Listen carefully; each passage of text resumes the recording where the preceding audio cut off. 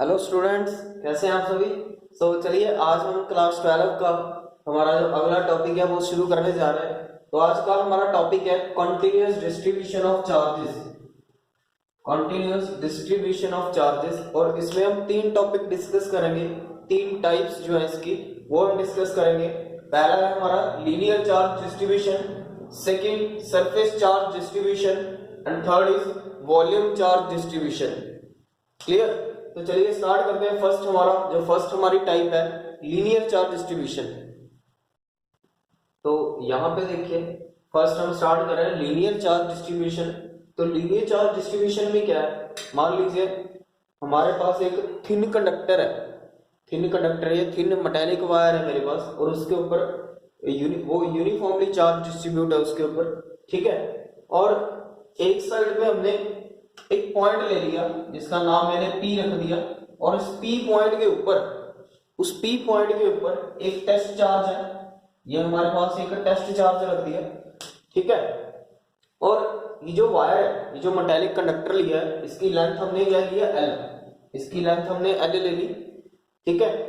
और उसके बाद क्या किया, देखो इस मेटेलिक वायर का एक स्मॉल अमाउंट जो है वो सिलेक्ट कर दिया मैंने। ठीक है। इस मेटेलिक वायर का एक छोटा सा पार्ट मैंने ले लिया, और इस छोटे से पार्ट की लेंथ कितनी होगी फिर, अगर पूरी की लेंथ L है, कंप्लीट कंडक्टर की लेंथ L है, तो स्मॉल अमाउंट की लेंथ कितनी होगी, से DL। ठीक है।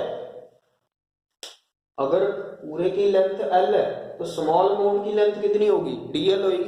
ठीक है। और हमको पता है अगर स्मॉल अमाउंट की लेंथ L है तो यहाँ पे जो हमने स्मॉल अमाउंट लिया है इसका, तो यहाँ पे जो चार्ज होगा वो भी स्मॉल अमाउंट का होगा। तो वो चार्ज कितना होगा, से DQ। ठीक है। तो याद रखना, स्मॉल अमाउंट की लेंथ और यहाँ पे स्मॉल अमाउंट का चार्ज हमने कंसीडर कर लिया। अब उसके बाद देखिए, ये जो P पॉइंट हमने लिया है, ये जो P पॉइंट लिया है, ये इसके आसपास कहीं पे भी ले ले बाहर की तरफ, और P पॉइंट के ऊपर जो टेस्ट चार्ज रखा है, टेस्ट चार्ज जो होता है बेटा, टेस्ट चार्ज की वैल्यू बहुत कम होती है। बहुत बहुत बहुत कम वैल्यू होती है इसकी। निग्लिजिबल जीरो होता है बट जीरो नहीं होता, याद रखना। टेस्ट चार्ज की वैल्यू निग्लिजिबल जीरो होती है बट जीरो कभी नहीं होता। ठीक है। तो देखिए यहां से जो स्मॉल अमाउंट का चार्ज है और इस टेस्ट चार्ज के बीच में कुछ ना कुछ डिस्टेंस भी होगा, से डिस्टेंस R लेट कर लेते हैं। ठीक है। अब ये क्या करेगा, ये जो स्मॉल अमाउंट वाला चार्ज है DQ, ये इसके ऊपर फोर्स लगाएगा, क्योंकि दोनों पॉजिटिव हैं, वो भी पॉजिटिव टेस्ट चार्ज है वो भी। ठीक है, याद रखना वो कौन सा है, पॉजिटिव टेस्ट चार्ज। अब ये स्मॉल अमाउंट वाला चार्ज है, ये इसके ऊपर फोर्स लगाएगा, और फोर्स ऑफ रिपल्शन लगेगी दोनों के बीच में। दोनों के बीच में कौन सी फोर्स लगेगी, फोर्स ऑफ रिपल्शन। तो फोर्स ऑफ रिपल्शन लगेगी तो इस डायरेक्शन में फोर्स लगेगी। ठीक है। तो उस डायरेक्शन में फोर्स लगेगी, और यही फोर्स हमने फाइंड आउट करनी है कि कितनी फोर्स लगेगी। क्लियर। तो चलिए आगे। इसके बाद देखो, हमको पता है भी जो जो हमने ये वायर ली है, थिन वायर ली है पतली सी। ठीक है। कंडक्टर लिया, थिन कंडक्टर लिया, मेटेलिक कंडक्टर।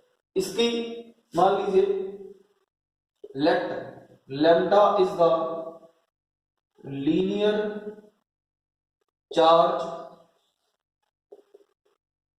डेंसिटी, क्योंकि हमको पता है भी जो भी हम कंडक्टिंग वायर ले रहे हैं या जो भी मेटेलिक कंडक्टर हम ले रहे हैं वायर की, ठीक है, उसकी कोई ना कोई चार्ज डेंसिटी तो जरूर होगी।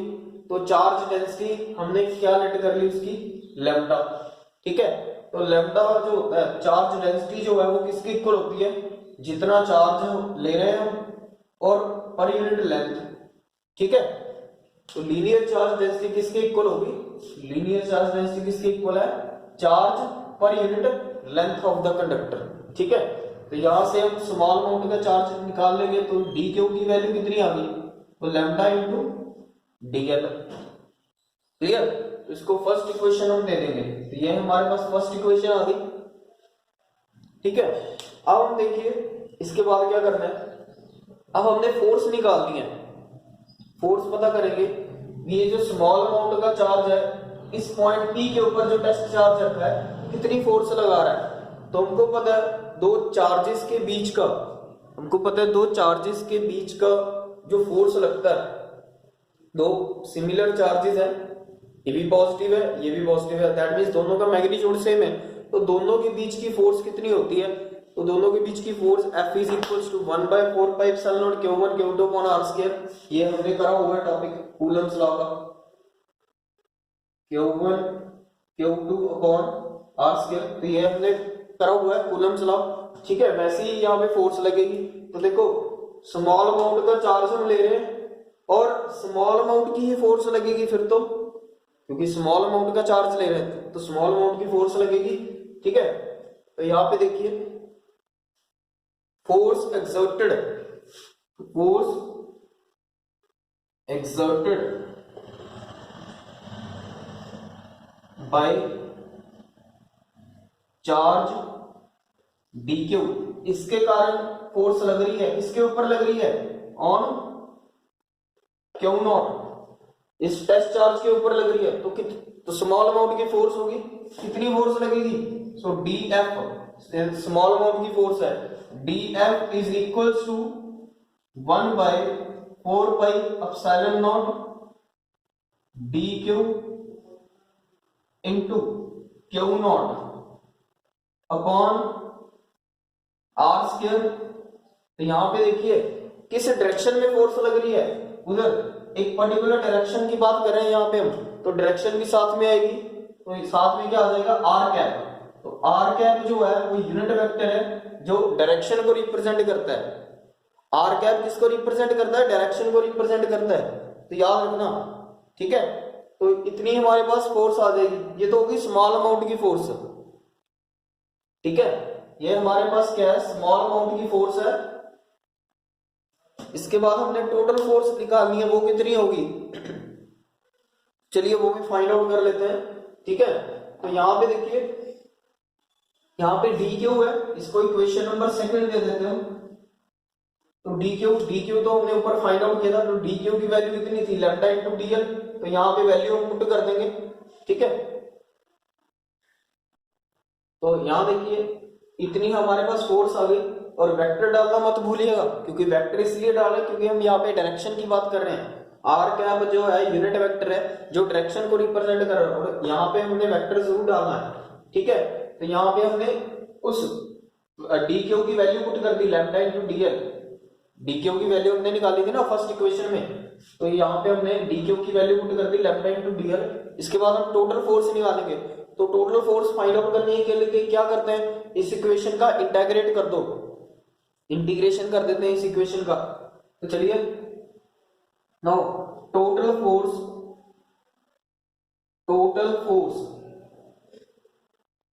On q naught due to line charge, तो लाइन चार्ज का मतलब इसकी बात कर रहे हैं यहाँ पे हम, ठीक है। तो इस लाइन चार्ज के कारण इसके ऊपर क्यू नॉट के ऊपर टोटल फोर्स कितनी लगेगी, तो टोटल फोर्स करने के लिए इंटीग्रेट कर देंगे इस इक्वेशन का, ये जो हमारे पास इक्वेशन आई है, ठीक है। तो इस इक्वेशन का इंटीग्रेट करेंगे जब, तो df का इंटीग्रेशन क्या हो जाएगा, f वेक्टर, ठीक है, इज इक्वल्स टू 1/4πε0, तो कॉमन ही है, सॉरी कांस्टेंट है, ये तो बाहर ही आ जाएगा, ये तो कांस्टेंट वैल्यू है बाहर आ जाएगी। और यहाँ पे देखिए और क्या बाहर आ सकता है, क्यू नॉट भी कांस्टेंट है, वो भी बाहर आ जाएगा, ठीक है। चाहे तो आप अंदर लिख सकते हो इसको, नहीं भी लिखना चाहे तो आपकी मर्जी है। तो जब इंटीग्रेट करेंगे तो इंटीग्रेट एल का मतलब क्या है, लाइन इंटेग्रल कर रहे हैं हम इसका, तो याद रखना एल का मतलब क्या है, लाइन इंटेग्रल, ठीक है, याद रखना एल मींस लाइन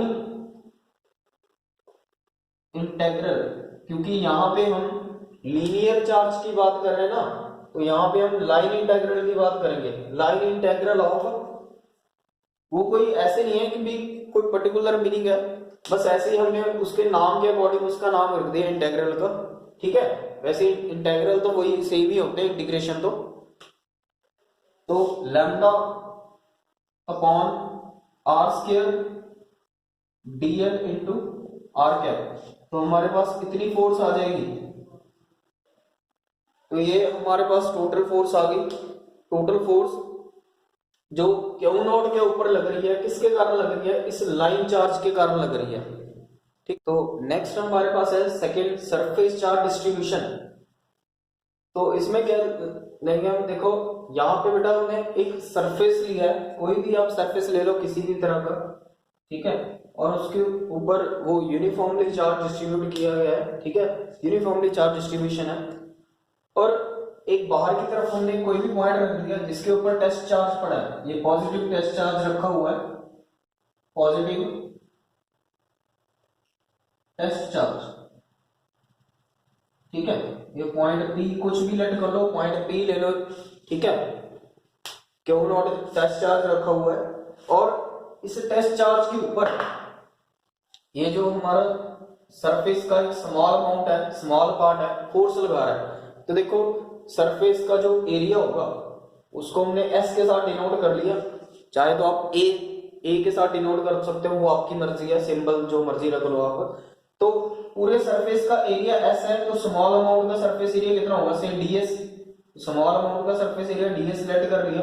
तो इस यहाँ पे भी कुछ ना कुछ चार्ज होगा स्मॉल अमाउंट में भी, तो इसके कारण इसके ऊपर फोर्स लगेगी इस स्मॉल अमाउंट, क्योंकि यहाँ पे कुछ ना कुछ चार्ज भी होगा, से डी क्यू स्मॉल अमाउंट का चार्ज, ठीक है।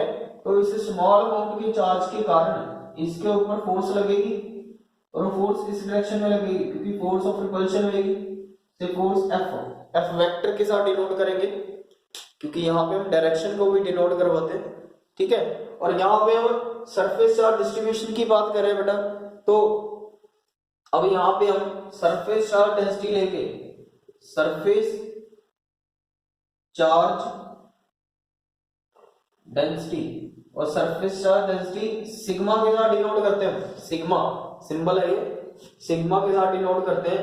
और चार्ज सरफेस चार्ज डेंसिटी जो है वो किसके इक्वल होता है, चार्ज, जितना भी चार्ज है, ये हमने चार्ज रेट किया ना स्मॉल अमाउंट का, पर यूनिट एरिया से डीएस, तो डीक्यू की वैल्यू कितनी आ जाए, dq is equal to sigma into ds. मान लीजिए ये फर्स्ट इक्वेशन हमारे पास आ गई, ठीक है। अब इसके बाद क्या करना है, वही सेम प्रोसेस, कहते हैं इसके कारण, इस स्मॉल अमाउंट के चार्ज के कारण इसके ऊपर कितनी फोर्स लगेगी, इस स्मॉल अमाउंट के चार्ज के कारण डीक्यू के कारण इसके ऊपर कितनी फोर्स लगेगी। So DF vector equals to 1/4πε0 Q naught into D Q upon are square, क्योंकि दोनों के बीच का कुछ ना कुछ डिस्टेंस है, से आर लेट कर लेते हैं, ठीक है, दोनों के बीच का कुछ ना कुछ डिस्टेंस है, से आर वेक्टर या आर रख लो। और डायरेक्शन भी रिप्रेजेंट करता है, तो डायरेक्शन कौन रिप्रेजेंट करेगा, से r vector, sorry r cap, ठीक है, q naught into D Q upon are square into r cap. तो अभी यहाँ पे सेम इस डी क्यू की वैल्यू पुट कर देंगे यहाँ पे सेकेंड में।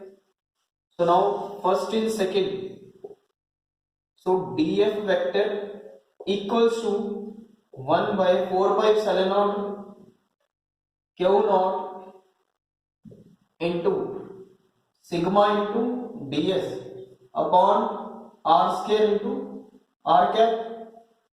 तो इतनी हमारे पास फोर्स आ जाएगी।